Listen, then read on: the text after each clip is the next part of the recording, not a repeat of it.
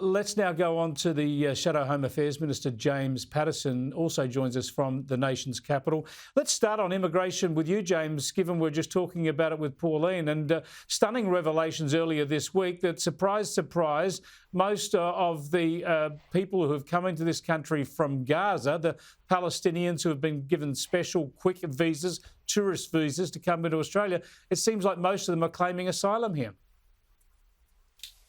That's right, Chris. Of the 1,300 or so Palestinian document holders who've entered Australia since the 7th of October, about 900 of them have now applied for refugee status.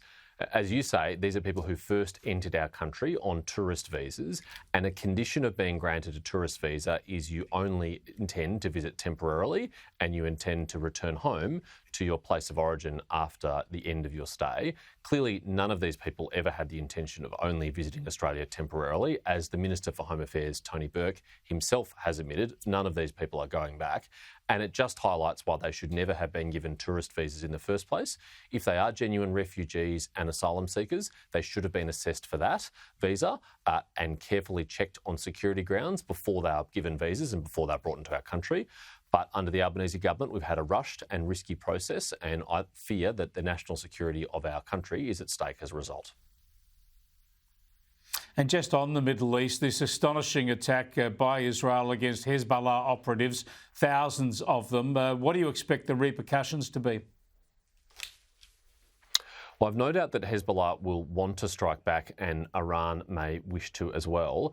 But a pretty devastating blow has been brought to Hezbollah's feet, probably by Israel, although they're not confirming it, because Hezbollah had already had to abandon using mobile phones to communicate because Israel had been targeting them on that basis. That's why they were using pagers.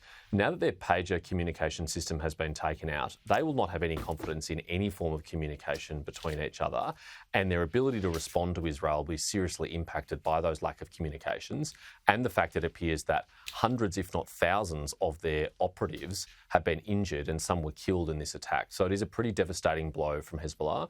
It doesn't mean they're defeated. I'm sure they'll seek to strike back, and they'll have people in the field already who'll be able to do so.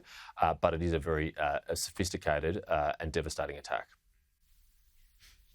And just in Australia, the ongoing problem of non-citizens, criminal non-citizens in our community, you've been on this for many, many months, but there's a new development in that when it comes to Direction 63. Tell us about Direction 63 and why scrapping it is going to endanger Australians. This was an astonishing and almost accidental revelation, Chris.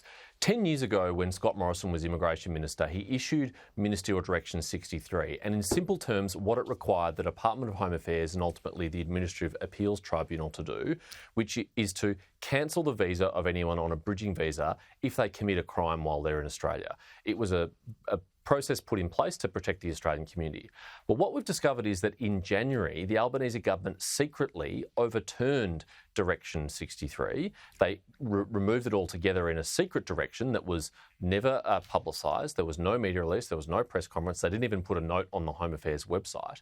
And the question is, why on earth would you repeal a direction that required decision makers to cancel visas of people who committed crimes in our country? The effect of doing so now makes it easier for criminal non-citizens to stay in our country and to stay out of immigration detention even when they're facing very serious charges. So Tony Burke needs to come clean. Why was this cancelled? Why was it repealed? What was the motivation? And why on earth would you think that this was a good idea at a time of heightened social cohesion tensions and diminished community safety?